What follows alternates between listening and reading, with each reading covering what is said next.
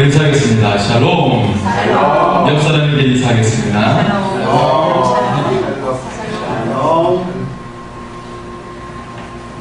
네, 여러분을 보니 더욱 행복해집니다. 할렐루야. 우리 옆 사람에게 당신을 보니 더 행복해집니다. 당신을 보니 더 행복해집니다. 여러분의 삶의 시간을 어디에 많이 사용하십니까? 어디에 많이 사용하시죠? 네, 직장 다니시는 분들은 직장 일에 많이 일을 사용하실 거고요. 그리고 또 가정주부들도 집에서 생활을 많이 하실 것 같습니다. 또 이렇게 사회 참여를 많이 하시는 분들은 또 다양하게 사회의 시간을 많이 쓰실 것 같아요. 오늘 본문 속에서는 우리의 일상에서 많이 사용하고 있는 우리 가정과 사회생활에 관련해서 말씀을 하고 있어요. 그리고 우리가 일상에서 가정과 사회생활을 함에 있어서 어떻게 우리가 살아야 하는지 그 비결에 대해서 말씀을 합니다. 이렇게 말씀을 하는 것이죠. 무슨 일을 하든지 모든 일을 주께 하듯 하라는 것입니다. 한번 따라서 해요. 모든 일을 주께 하듯 하라. 할렐루야. 예, 우리가 모든 일을 주님께 하듯이 할 수 있기를 소원합니다. 다시 말해서 종의 리더십을 가지고 살라는 것이에요. 다시 말해서 섬김의 자세를 가지고 서로에게 그렇게 대하라고, 어떤 위치에 있든 어떤 우리가 자리에 있든 서로에게 숨기는 자세로 대하라라는 말씀을 하고 있습니다. 그 첫 번째로 우리가 볼 수 있는 것은 그리스도인은, 한번 따라서 할까요? 사람의 종이 아니라 그리스도의 종입니다. 우리가 사람의 종이 아니라 누구의 종이라고요? 그리스도의 종이라는 것이에요. 우리 22절 말씀 한번 보실까요? 22절 같이 읽겠습니다. 시작.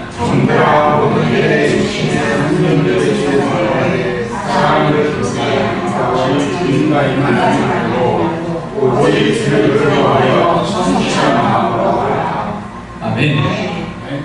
자, 우리가 사람을 대하듯 하지 말고 서로에게 주님을 두려워하는 마음으로 그렇게 하라고 말씀을 하고 있습니다. 고린도전서 7장 23절에 보면 너희는 값으로 사신 것이니 사람들의 종이 되지 말라라고 말씀하고 있어요. 이 말씀에서도 사람의 종이 아니라 우리가 누구의 종이다? 그리스도의 종. 그래서 그리스도의 종인 것처럼 그렇게 우리가 섬김의 자세를 가지라고 말씀하고 있어요. 갈라디아서 5장 1절은 말합니다. 그리스도께서 우리를 자유롭게 하려고 자유를 주셨으니 그러므로 굳건하게 서서 다시는 종의 멍에를 매지 말라. 이것은 세상에 대해서, 사람들에 대해서 종의 멍에를 매지 말라는 거예요. 오직 우리는 누구의 종이다? 그리스도의 종이다 라고 말씀합니다. 우리가 구약성경에 유명한 그런 인물 가운데 정말 이 고난을 잘 이겨냈던 사람이 있는데 요셉이라는 인물을 생각해 볼 수가 있어요. 형들에 의해서 미움을 받아가지고 노예로 팔리게 되죠. 그래서 그가 만약에 형들로 인해서 신세 타령을 하고 애굽에서 노예 생활을 했다면 그의 인생은 망쳤을 거예요. 성경에 언급조차 되지 않았을 겁니다. 그런데 요셉이 누구를 바라보았을까요? 하나님을 바라보았어요. 그 노예 생활 얼마나 처참할까요? 인권이라는 게 없어요. 지금도 우리가 갑과 을의 관계 속에서 인권이 많이 누린다는 그런, 오늘 이렇게 발전된 사회에서도 그렇게 볼 수가 있는데, 그 당시에는 철저하게 그냥 짐승, 소유에 불과해서 가축이에요. 그냥 일하는 일꾼에 불과했던 것이죠. 그래서 요셉이 얼마나 낙담했겠습니까? 하지만 낙담했다는 말이 언급이 되지 않고 있어요. 요셉은 그 시대상 보디발의 집에 갔을 때 거기에서 많은 종들이 또 자신을 부리게 된 그런 상황이지만 사람에게 하듯 하지 않고 하나님을 바라봤어요. 그래서 하나님께 하듯 최선을 다했어요. 그래서 그들의 언어를 익혔어요. 애굽의 말을 익히고 그들의 사고방식과 생활방식을 익혔어요. 그리고 어떻게 가정일을 가꿔야 되고 그것을 돌봐야 하는지를 배웠어요. 열심을, 최선을 다해서. 그렇게 하다가 보디발의 눈에 띄어서 이 가정의 모든 세반 업무를 맡으라 라고 가정의 총무가 되죠. 그가 이후에 누명으로 인해서 감옥에 갇힐 때도 간수장의 눈에 띄면서 그가 죽게 하다 보니까 감옥의 모든 업무를 또 맡게 되는 그런 일을 감당해 갔어요. 또한 애국, 그 당시 최고의 권력을 가진 애국왕 바로에게 또 눈에 띄게 돼서 역시 그 모든 나라를 다스리는 애국의 총리가 된 것을 여러분 믿으시기 바랍니다. 바로 요셉이 만약에 현실만을 봤을 때 내가 노예가 되어서 신세타령했다면, 그리고 감옥에 가서 누명을 쓰고 감옥에 가서 또 신세타령을 했다면 그는 희망이 없었을 거예요. 하지만 그 신세타령을 하지 않고 누구를 바라보았어요? 하나님을 바라보았어요. 그리고 사람들이 얼마나 거칠었겠습니까? 이방인이 왔다, 히브리인이 왔다, 얼마나 거칠었겠어요. 하지만 거기에 아랑곳하지 않고 하나님을 바라보고 내가 하나님을 섬기듯이 그 사람에게 죽게 하듯이 하나님께 하듯이 겸손히 섬겼다는 거죠. 그랬더니 애국의 바로왕 앞에까지 서게 되면서 애국의 총리가 되는 은혜를 믿게 된 줄 믿습니다. 이처럼 우리는 사람의 종이 아니라 그리스도의 종입니다. 그리스도의 종입니다. 그리고 무엇을 하든지 사람에게 하는 것이 아니라 우리가 죽게 하듯이 할 때 은혜와 축복이 임하게 될 줄 믿습니다. 두 번째로 그리스도의 종은 누구를 대하든지 어떻게 대해야 된다? 주님께 하듯이 해야 한다. 한번 따라서 주님께 하듯이 대해야 합니다. 우리 옆사람에게 주님께 하듯이 대하겠습니다. 존경하겠습니다. 주님께 하듯이 존경하겠습니다. 주님께 하듯이 존경하겠습니다. 주님께 하듯이 존경하겠습니다. 예. 엄마와 자녀 사이 마찬가지예요. 주님께 하듯이 하라는 것이죠. 22절 말씀이 아까 우리가 읽었는데요. 제가 다시 한번 읽어드리겠습니다. 종들아 모든 일에 육신의 선장들에게 순종하되 사람을 기쁘게 하는 자와 같이 눈가림만 하지 말고 오직 주를 두려워하여 성실한 마음으로 하라. 세상 사람들이 일할 때 눈가림하며 사람이 안 볼 때는 그냥 성실하지 않을 때가 있죠. 숨길 때가 있어요. 사람이 있을 때만 열심히 일하는 그런 경우가 있습니다. 하지만 성경은 말하고 있어요. 누구를 대하든지 사람에게 눈가림 하지 말고 주님께 하듯이 두려운 마음으로 성실하게 하라 라고 말씀을 하고 있습니다. 지역마다 유명한 설렁집이 있어요. 그죠? 특히 이 설렁탕 국물이라고 하는 것이 사고를 몇 시간 동안 우러내서 하는 국물이지 않습니까? 그래서 저도 처음에 이 서울 지역에 설렁탕 집을 유명한 집을 청량역 앞에 있는 거기 보면 가마솥이 큰 게 있는데 온종일 끓여요. 그리고 밖에서 보여요. 또 우리 여기 근처에 우리 지역에는 어디가 있습니까? 푸주옥이라는 데가 있죠. 네, 그래서 거기 이제 여러분 혹시 화하시면 거기 국물이라도 사서 드시면 참 좋겠죠. 거기도 가마솥이 크게 보이시죠. 이렇게 끓입니다. 한 지방에 있는 유명한 설렁탕집이 있었어요. 거기서도 아주 정직하게 최선을 다해서 그 사고를 부려가지고 좋은 국물로 설렁탕을 이렇게 내오는 그런 식당이 있는데요. 한 번은 거래하는 그런 이제 고깃집이 물건이 왔는데 그것을 끓였는데 국물이 뿌옇게 돼야 되는데 뿌옇지 않고 노랗게 되는 거예요. 그래서 전화를 했더니 그쪽에서 고기가 바뀌었다는 거예요. 그래서 오늘은 그냥 크림을 드시죠 그러는 거예요. 근데 식당 주인은 그렇게 하지 않았어요. 그렇게 하지 않고 그날 현관 입구에다가 금일 휴업이라는 그걸 달았어요. 식당이 그렇게 잘 되는 식당이 하루 휴업을 하면 얼마나 손해가 크겠어요. 근데 정직하게 하기 위해서 금일 휴업을 했어요. 그런데 이 이야기가 알려지면서 그 식당이 더 유명해지게 되었다는 것입니다. 여러분 무슨 이야기입니까? 성경에서 고린도전서 13장 31절에 그래서 너희가 먹든지 마시든지 무엇을 하든지 하나님의 영광을 위하여 하라고 말씀하고 있어요. 우리 그리스도인들은 무엇을 하든지 죽게 하듯 하고 또 하나님의 영광을 위해서 해야 하는 줄 믿습니다. 그리고 빌립보서 1장 20절에 보면 살든지 죽든지 내 몸에서 그리스도가 존귀하게 되려 하리라 라고 말씀하고 있어요. 우리의 모든 삶이 내가 사는 것도 내가 죽는 것도 주님을 존귀하기 위해서입니다 라고 그렇게 말씀을 하고 있습니다. 한번 따라서 살든지 죽든지 주님을 존귀하게 하기 위하여 할렐루야. 그렇게 되면 하나님께서 여러분을 귀하게 여기시고 존귀하게 대하실 줄 믿습니다. 네. 그래서 우리가 모든 일을 우리가 사람의 종으로서 하는 것이 아니라 하나님의 종으로서 행할 수 있기를 원합니다. 세 번째는 우리가 세상 일도 하나님의 뜻을 위한 일을 하면 거룩한 성직이 된다는 것입니다. 여러분, 목회자만 성직을 하는 것이 아닙니다. 여러분도 정말 하나님을 위해서 하게 된다면 그것이 거룩한 성직이 될 줄 믿습니다. 네.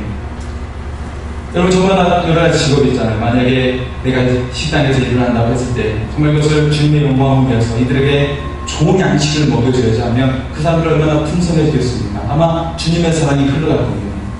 우리 한전원께서도 운전을 열심히 하시지만 그것도 주님의 영광을 위해서 열심히 기쁨을 하시면 그 기쁨의 향기가 흘러가서 또 얼마나 사람들을 기쁘게 하면서 천국을 경험하게 하겠습니까? 그렇죠? 그래서 우리가 우리 하는 일을 통하여서 하나님께 영광이 되면 하나님의 생명이 흘러가게 될 줄 믿습니다. 다윗의 된대미를 생각해보면 이미 어린 시절부터 양을 치던 아버지의 양을 치던 목동 때부터 이미 되어진 사람이라는 것을 알 수가 있어요.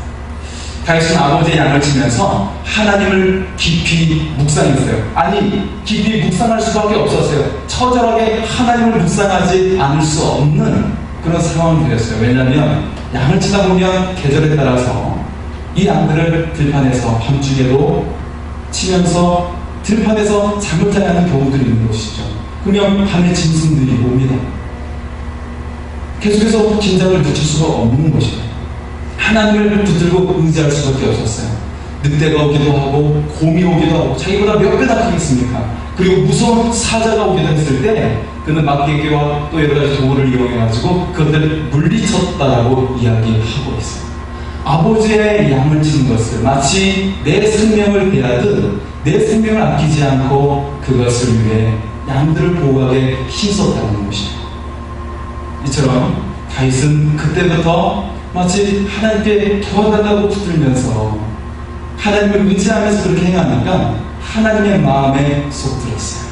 그래서 하나님께서는 그래, 이렇게 생명을 다해야 한다면, 이 양들을 지키기 위한 생명을 다해야 한다면 나의 일도 생명을 다해야 하겠구나 라고 하면서 하나님께서는 하나님의 나라를 다윗에게 맡기십니다. 곧 이스라엘을 맡기시고 그를 왕으로 세운 줄 믿습니다. 여러분, 하나님을 기쁘시게 하면 하나님께서 여러분에게 더 큰 것으로 맡기시는 것을 기억하시기 바랍니다. 이 세상의 모든 걸 가지신 분은 누구예요? 하나님이시잖아요. 그죠? 이 세상의 모든 이치도 다 하나님을 위해서 돌아가게 되는 것을 기억하시기 바랍니다. 우리가 하나님의 기쁨이 되고, 그래서 하나님께서 여러분에게 많은 것들을 또한 맡길 수 있는 은혜가 임하기를 소원합니다.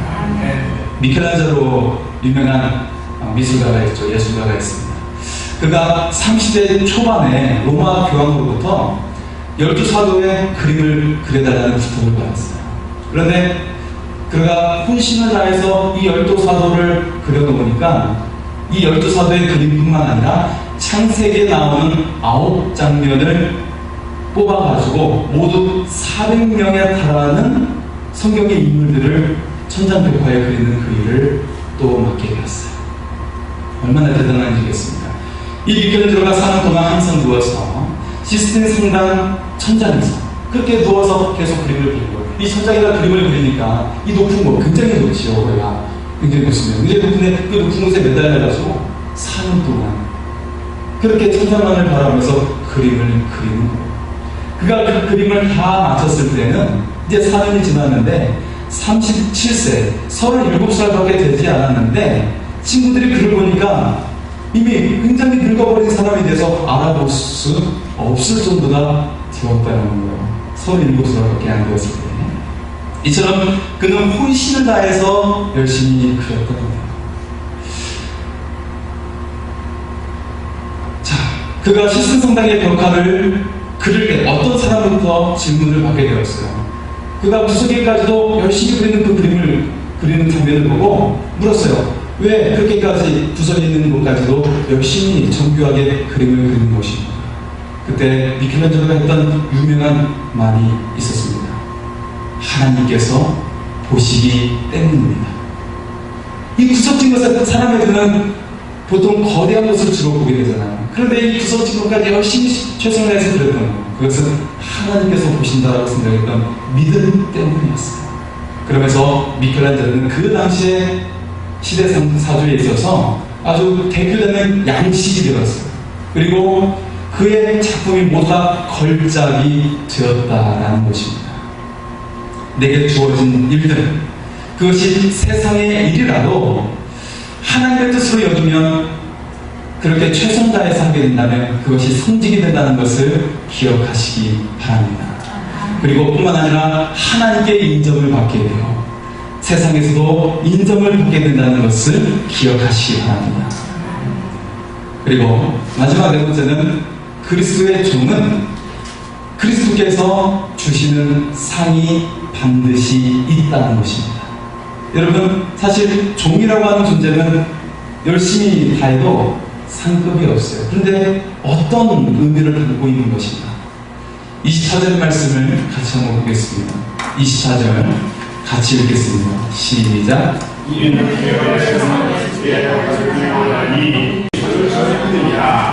아멘. 기업에 상이 있다라는 말씀을 하고 있어요. 한 은퇴를 앞두고 있는 건축가가 있었어요.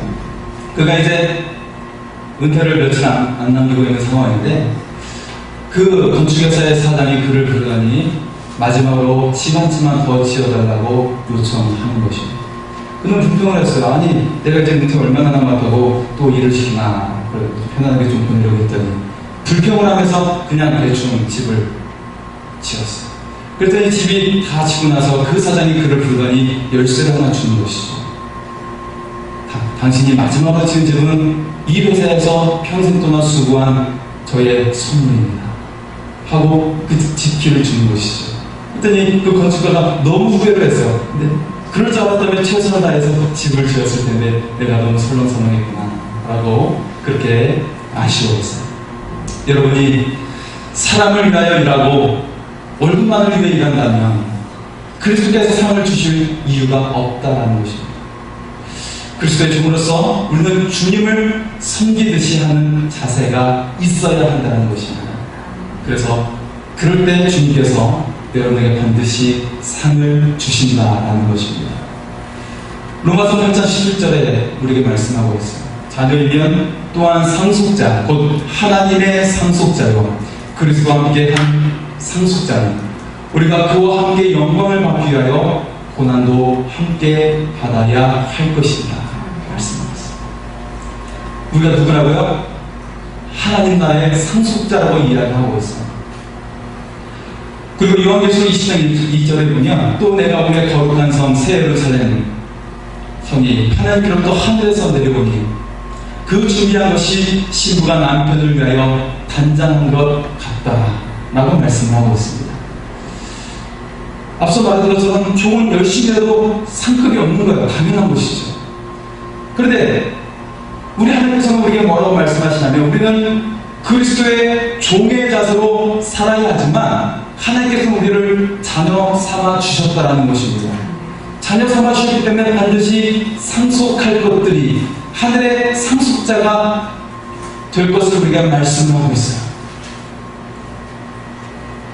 뿐만 아니라 우리 그리스도께서는 우리를 어떻게 삼아 주셨다고요? 신부로 삼아 주셨어요. 그리고 그 신부로서 반드시 상급이 있다고 말씀하고 있어요. 여러분, 그리스도의 신부가 된다는 거 어떻습니까? 여러분 혹시 비법을 좀 아시면 모르겠지만요, 보통 상속을 받게 됐을 때 자녀가 많이 받습니까? 아내가 많이 받습니까? 아내가 받는 겁니다. 아내는 세금도 안 되고 받게 되는 것이죠. 예, 이처럼 아내, 신부가 더 큰 겁니다.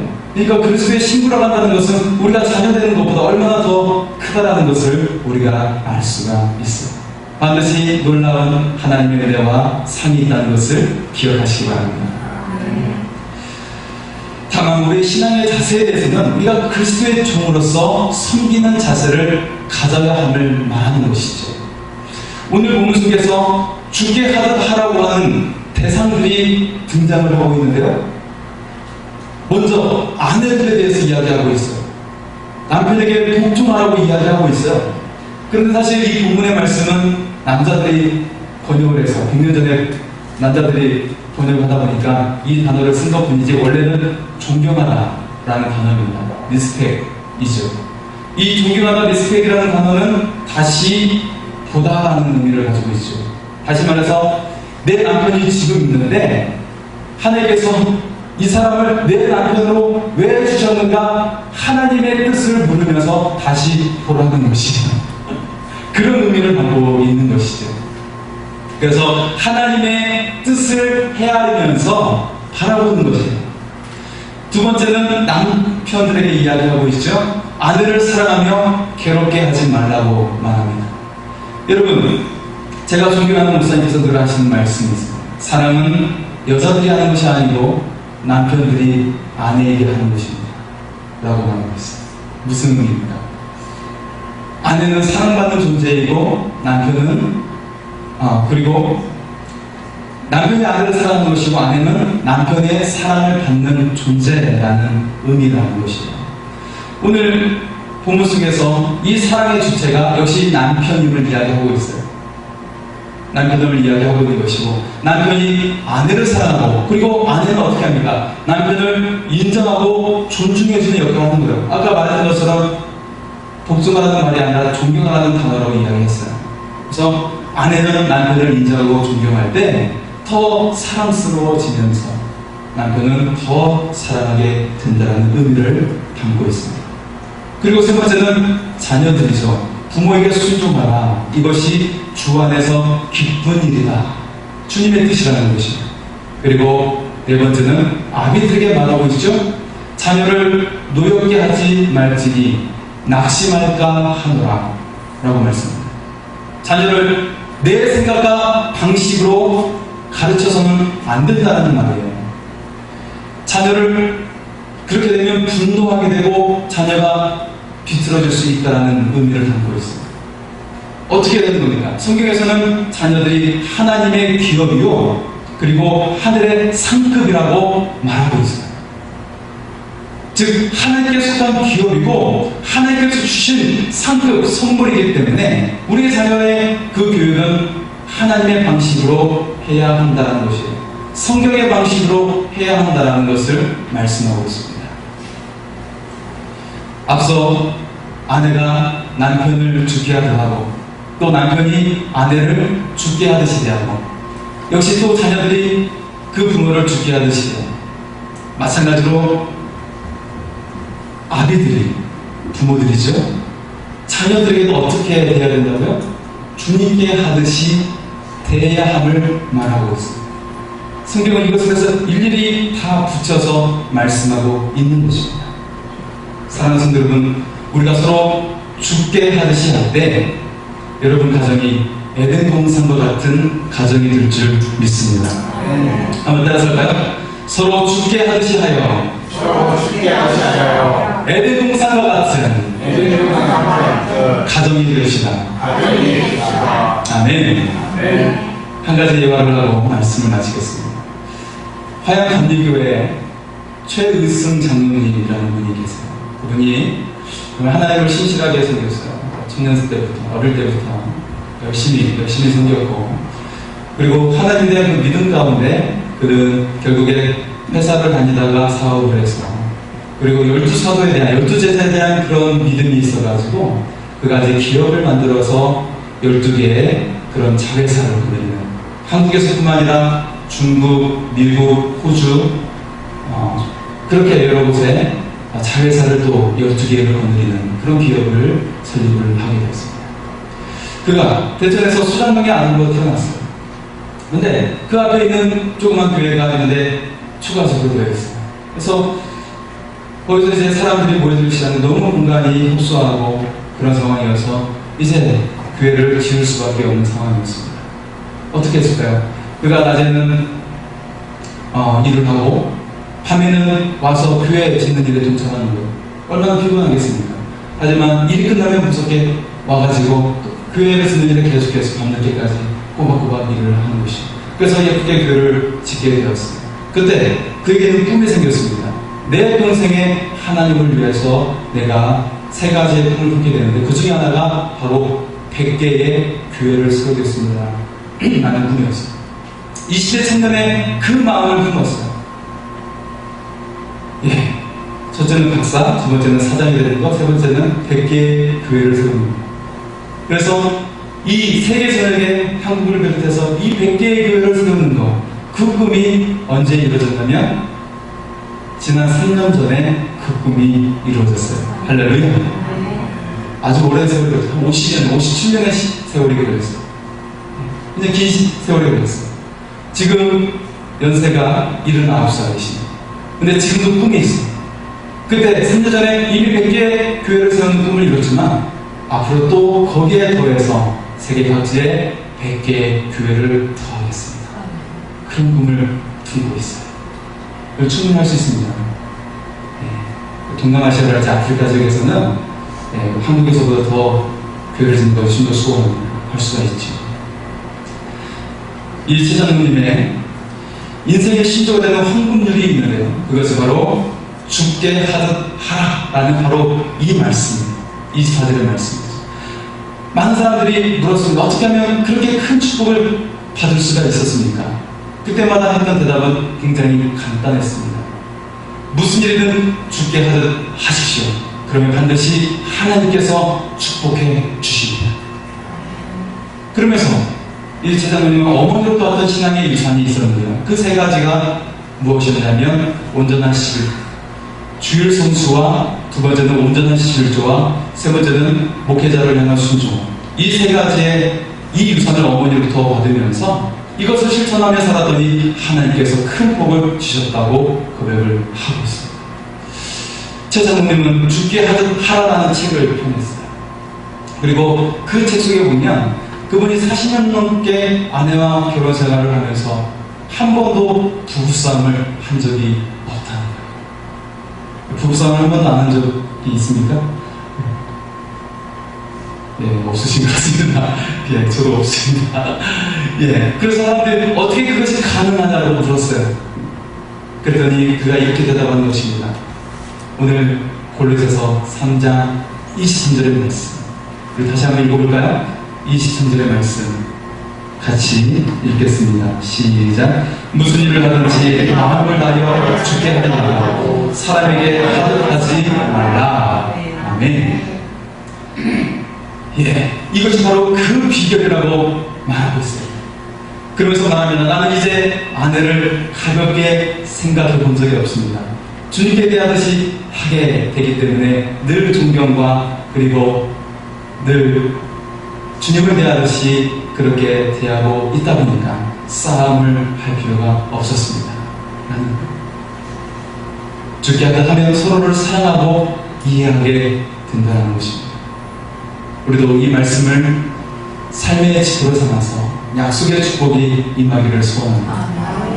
무슨 일 하든지 마음을 다하여 죽게 하듯 하고 사람에게 하듯 하지 말라.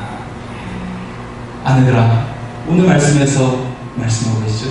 남편 대하기를, 남편들아 아내 대하기를, 자녀들아 부모 대하기를, 아비들아 자녀 대하기를, 상전들아 종을 대하기를, 종들아 상전을 대하기를 죽게 하듯 하라.